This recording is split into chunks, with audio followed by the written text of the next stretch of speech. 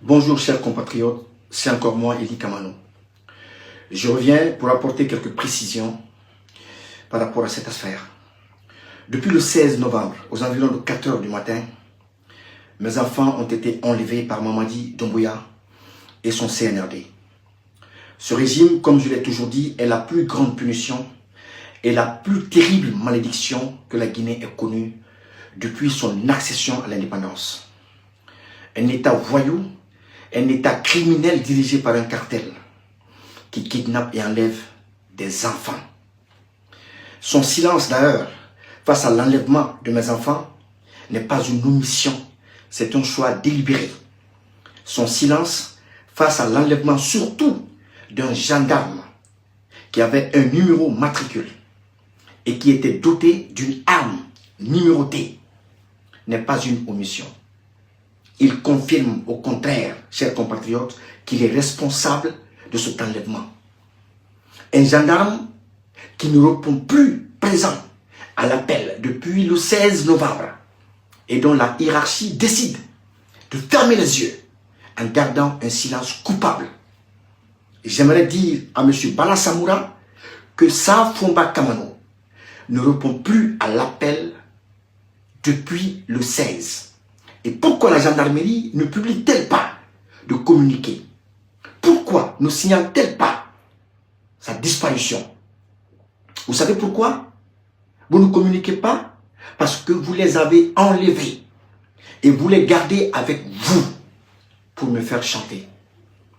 Chers compatriotes, voilà la réalité.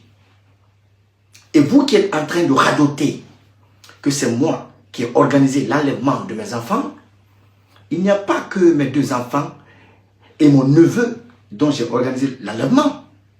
J'ai aussi organisé l'enlèvement d'un gendarme qui appartient à une unité de la gendarmerie et qui est doté d'un numéro de matricule. Mais pourtant, il n'y a aucun communiqué signalant la disparition de cet élément de la gendarmerie, à part deux de ses amis qui sont passés clandestinement, je dis bien clandestinement, à la maison pour fouiller dans ses affaires et récupérer la somme de 1 500 000. C'est ça la vérité, chers compatriotes, c'est eux qui les ont enlevés. Vous avez touché le plafond, vous avez franchi le Rubicon de la bêtise humaine. Parce qu'un État qui s'attaque aux enfants et que la justice décide de se taire et que des soi-disant cadres de la police viennent gaillardement parader devant le petit écran pour affirmer que même aux États-Unis, il y a des enlèvements. Cela prouve à quel point, chers compatriotes, cela prouve à quel point ces individus banalisent et désacralisent la vie humaine.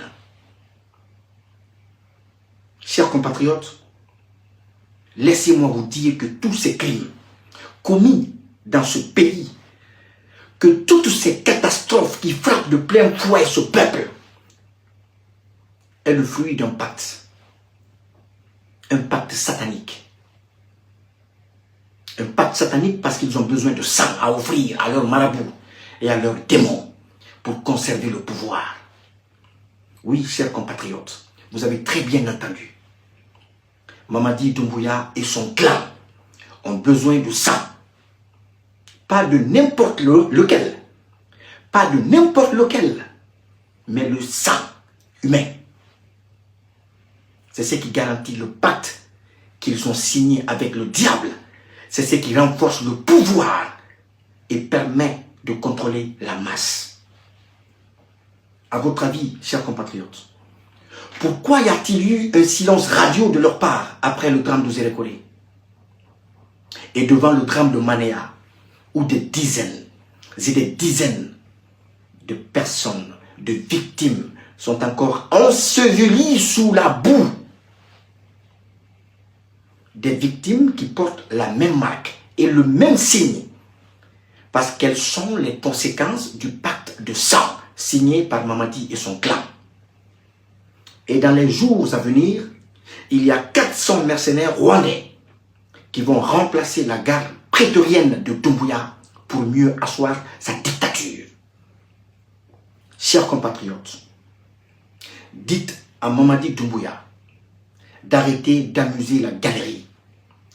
Dites à Mamadi de dire à ses communicants d'arrêter d'amuser la galerie, qu'ils me rendent mes enfants parce qu'ils n'ont rien encore, rien, mais absolument rien à voir dans mes prises de position. Qu'ils me rendent mes enfants. Si réellement j'avais organisé l'enlèvement de ces enfants, je pense qu'à travers la disparition d'un gendarme, d'un élément de la gendarmerie, un communiqué allait être fait par sa hiérarchie pour dénoncer cet enlèvement. Mais ce silence de la gendarmerie, ce silence de la justice, ce silence de l'État prouve à suffisance qu'ils détiennent mes enfants et mon jeune frère.